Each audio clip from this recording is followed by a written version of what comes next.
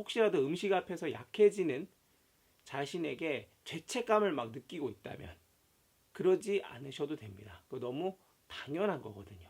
얼쭉 반갑습니다. 보기만 해도 살 빠지는 TV 최소룡입니다. 자, 오늘은 어떻게 하면 섭취하는 칼로리를 줄일 것인가 한번 이야기를 해볼게요. 다이어트를 하시는 분들은 섭취 칼로리를 줄여야 하잖아요. 그런데 섭취 칼로리를 줄이려면 음식을 그만 먹어야 되거든요. 이때 절제력이라는 게 우리에게 발휘가 되는데, 사실 음식 앞에서 인간의 절제력이 가장 약하다고 합니다. 그러니까 음식이 눈앞에 있는데 막 냄새가 막 풍기면서 하는데 이거 참을 사람이 없다는 거죠. 그래서 혹시라도 음식 앞에서 약해지는 자신에게 죄책감을 막 느끼고 있다면 그러지 않으셔도 됩니다. 그거 너무 당연한 거거든요. 근데 여기 한 가지 솔루션이 있습니다. 그 솔루션은 뭐냐? 포만감입니다. 포만감만 인간이 먹는 것을 멈추게 할 수가 있습니다. 그래서 오늘은 이 포만감에 대해서 중점적으로 다뤄볼 건데, 그래서 이렇게 생각해 볼 수 있죠. 다이어트를 성공하는 핵심적인 능력 중에 하나는 바로 이 포만감을 제대로 느끼는 것이다. 이 포만감만 제대로 느낄 수 있으면 섭취하는 칼로리를 줄일 수 있다. 그럼 이제 좀 포만감에 대해서 좀 알아볼게요. 포만감은 크게 두 가지입니다. 하나는 즉각적인 포만감. 즉각적인 포만감은 우리 위에 가득 차는 정도에 따라서 느껴지는 포만감이거든요. 더 이상 먹을 수가 없는 거죠. 위가 가득 찼기 때문에. 두 번째 포만감은 뭐냐면 이 포만감이 그대로 오래 유지가 되는 겁니다. 그래서 이거를 우리 충만이라고 부르기도 하는데, 즉각적인 포만감과 충만, 이 두 가지가 우리가 배부르다고 느끼는, 즉 포만감의 어떤 느낌이라는 거죠. 그러면 질문, 살을 빼려면 어떤 포만감에 중점을 둬야 될까요? 그렇죠. 바로 오랫동안 유지되는 포만감이요. 왜냐하면 계속 먹으면 안 되잖아요. 일단 먹고 나서 시간이 어느 정도 지날 수 있을 정도로의 포만감을 느껴야 불필요한 칼로리 섭취를 줄일 수 있잖아요. 그러니까 살을 빼고자 하시는 분들은 오래가는 포만감에 맞춰서 음식을 섭취하는 게 맞습니다.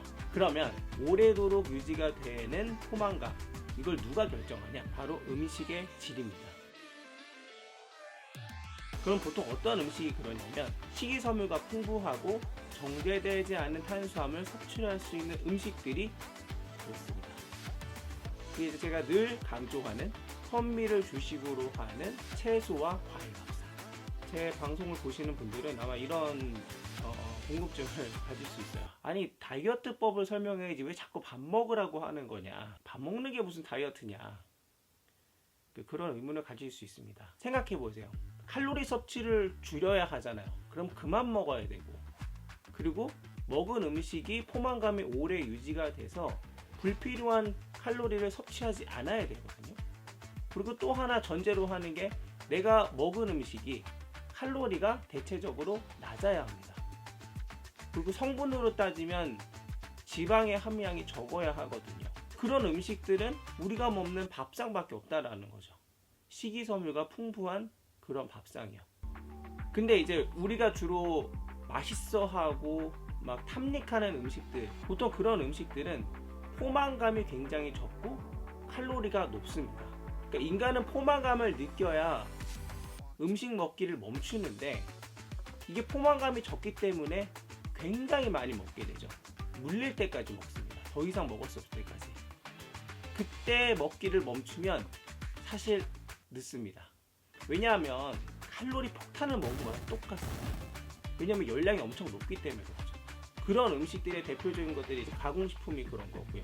그러면 육류와 유제품은 어떨까요? 그러니까 즉각적인 포만감이에요. 육류와 유제품을 많이 먹었을 때 위에 머무는 시간이 꽤 깁니다. 소화가 잘 되지 않죠. 우리는 이걸 든든하다라고 표현할 수 있지만, 제가 생각하기에는 이거 든든한 게 아니라 더부룩한 거죠. 포만감이 오래 유지된다라는 느낌은 있지만 사실 거기에는 식이섬유도 없고 우리 몸에서 필요한 탄수화물도 없거든요. 그럼 시간이 지나면 배는 더부룩한데 뭔가 계속 먹고 싶다라는 생각이 든다는 겁니다. 그럼 또 이렇게 이야기할 수 있어요. 그러면 고기와 밥을 같이 먹으면 되잖아. 그리고 쌈도 좀 싸 먹으면 되잖아.